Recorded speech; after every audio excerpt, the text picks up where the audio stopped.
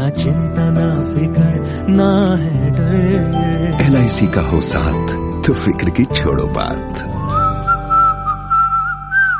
आज इस वीडियो में आप सभी को बताने वाला हूं कि लाइफ इंश्योरेंस क्या होता है और लाइफ इंश्योरेंस की जरूरत आपको क्यों होती है। आप में से काफी सारे लोगों ने सुना होगा कि लाइफ इंश्योरेंस आपकी फैमिली को फाइनेंशियल प्रोटेक्शन देने के लिए लिया जाता है, लेकिन आप में से काफी लोगों को ये नहीं पता होगा कि फाइनेंशियल प्रोटेक्शन का मतलब क्या है और इसका क्या फायदा होता है। तो आइए अब एक एग्जाम्पल की मदद से हम जानते हैं कि लाइफ इंश्योरेंस क्या होता है और इसकी जरूरत आपको क्यों होती है। तो यहाँ पर हम मान लेते हैं कि एक फैमिली है जिसमें 4 लोग रहते हैं। एक हस्बैंड है, एक वाइफ है और उनके 2 बच्चे हैं। जो हस्बैंड का नाम है वो यहाँ पर सुनील है और जो वाइफ का नाम है वो है सीमा। तो यहाँ पर जो ये सुनील है वो एक प्राइवेट जॉब करते हैं जहाँ पर उनको 50,000 रुपये पर मंथ सैलरी मिलती है। और अगर हम दूसरी तरफ बात करें उनकी वाइफ की जिसका नाम सीमा है, तो वो एक हाउसवाइफ है, वो यहाँ पर कोई भी जॉब नहीं करती हैं। और अगर हम बच्चों की बात करें तो यहाँ पर इनका एक लड़का है और एक लड़की है जो दोनों ही स्कूल में जाते हैं, जिनकी एज 4 से 5 साल की होगी।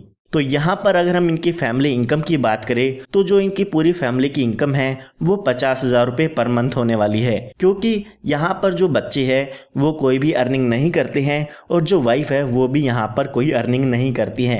तो जो टोटल इनकम होगी वो यहाँ पर 50,000 रुपये पर मंथ की होने वाली है। तो आइए अब हम बात करते हैं फैमिली के एक्सपेंडिचर की। तो जो भी ये 50,000 रुपये की इनकम है, इसमें से 10,000 रुपये का अमाउंट ये जो सुनील है वो अपने ऊपर खर्च कर देता है, जिसमें उसके ट्रैवल एक्सपेंसेस, उसका खुद का खाना, उसके पहनने के कपड़े, तो इस तरह की जो भी बेसिक नीड्स हैं उसमें सुनील के 10,000 रुपये खर्च हो जाते हैं। और अगर हम बात करें उसकी फैमिली की तो उसकी फैमिली के भी यहाँ पर एक्सपेंस होगी, जैसे कि हाउस रेंट या उनके खाने का खर्चा, उनके कपड़ों का खर्चा, बच्चों की एजुकेशन का खर्चा। तो ये टोटल एक्सपेंस मिला के हम मान के चलते हैं कि 40,000 रुपये उनके यहाँ पर खर्च हो जाते हैं। यानी कि 10,000 रुपये वो खुद के लिए खर्च करते हैं और बाकी के 40,000 रुपये वो अपनी फैमिली पर खर्च कर देते हैं। तो यहाँ पर जो सुनील है उसकी यहाँ पर एक दिन डेथ हो जाती है, उसको यहाँ पर कोरोना हो जाता है और कोरोना की वजह से उसकी यहाँ पर अचानक डेथ हो जाती है। तो अब यहाँ पर आपको बताना है कि इनकी जो फैमिली इनकम है वो यहाँ पर कितनी होगी।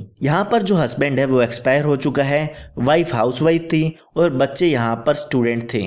तो यहाँ पर अगर आप देखते हैं तो इनकी जो फैमिली इनकम है वो 0 हो जाती है, क्योंकि सुनील की डेथ होने से पहले जो भी फैमिली इनकम थी वो सिर्फ और सिर्फ सुनील अर्न करता था। तो यहाँ पर हमने जान लिया है कि फैमिली इनकम 0 हो जाएगी अगर सुनील की डेथ हो जाती है। आइए अब बात करते हैं कि फैमिली एक्सपेंसेस कितने रहेंगे। तो यहाँ पर सुनील की डेथ होने के बाद सुनील जो 10,000 रुपये अपने खुद के ऊपर खर्च करता था वो यहाँ पर खत्म हो जाएगी, क्योंकि सुनील की डेथ हो चुकी है। तो जो वो एक्सपेंसेस करता था वो भी नहीं होंगे, लेकिन जो उसकी फैमिली के एक्सपेंसेस थे, जो उसकी वाइफ के एक्सपेंसेस थे, जो उसके बच्चों के एक्सपेंसेस थे वो उतने ही रहेंगे। यानी कि जो 40,000 रुपये का अमाउंट था वो अब भी यहाँ पर एक्सपेंस के रूप में उनकी फैमिली का रहेगा। उनके ना रहने के बाद भी स्कूल की फीस की पेमेंट करनी होगी, घर का जो रेंट है वो भी पे करना होगा और जो भी उनका खाने पीने का खर्च है वो भी वैसे ही चलता रहेगा। तो यहाँ पर जो उनके फैमिली के एक्सपेंसेस हो गए सुनील के ना रहने के बाद वो टोटल 40,000 रुपये के होने वाले हैं। लेकिन सुनील के ना रहने पर अब ये पैसा उनकी फैमिली को नहीं मिल पाएगा।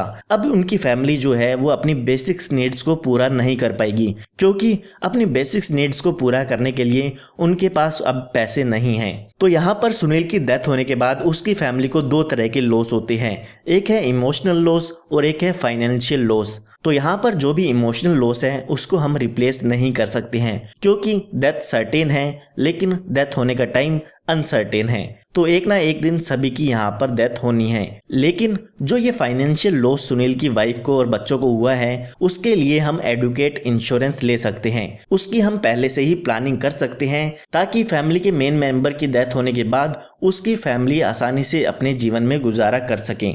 तो जो भी फाइनेंशियल लॉस है उसको रिप्लेस करने के लिए आपको पहले से ही इंश्योरेंस लेना होगा। अगर ये व्यक्ति पहले से ही अपने इनकम का 10 से 20 गुना इंश्योरेंस ले लेता तो उसकी फैमिली अपनी जो बेसिक्स नीड्स हैं वो आसानी से पूरी कर सकती थी। सुनील की डेथ होने के बाद भी वो अपने घर का गुजारा आराम से कर सकते थे। अगर यहाँ पे सुनील की इनकम 50,000 रुपए थी तो उसको यहाँ पर अपनी एनुअल इनकम का 10 से 20 गुना इंश्योरेंस जरूर लेना चाहिए था। यानी कि अगर सुनील की इनकम 6 लाख रुपए सालाना है तो उसका हम 10 गुना करते हैं तो यहाँ पर कम से कम 60 लाख रुपए का इंश्योरेंस सुनील का होना चाहिए था।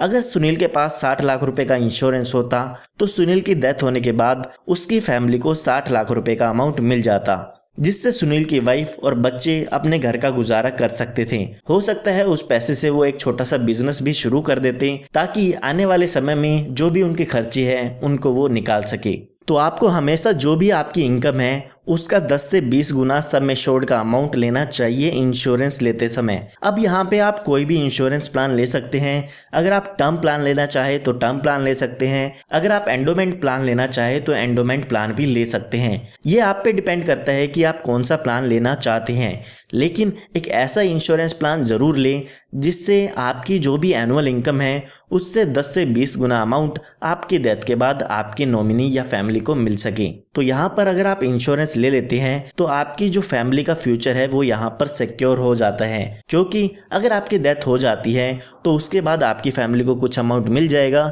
जिससे वो अपने फ्यूचर की प्लानिंग कर सकते हैं। तो आपको आज ही कैलकुलेट करना होगा कि आपके ना रहने पर आपकी फैमिली के कितने एक्सपेंसेस होने वाले हैं और उसके हिसाब से ही आपको अपना इंश्योरेंस कवर लेना चाहिए। तो उम्मीद करता हूँ ये वीडियो आपको पसंद आई होगी और आपको पता चल गया होगा कि इंश्योरेंस क्या है और इंश्योरेंस की ज़रूरत क्यों है। फिर भी अगर आपको कोई डाउट है तो आप कमेंट में पूछ सकते हैं, और अगर आपको ये वीडियो पसंद आई है तो इस वीडियो को लाइक ज़रूर कीजिएगा और आप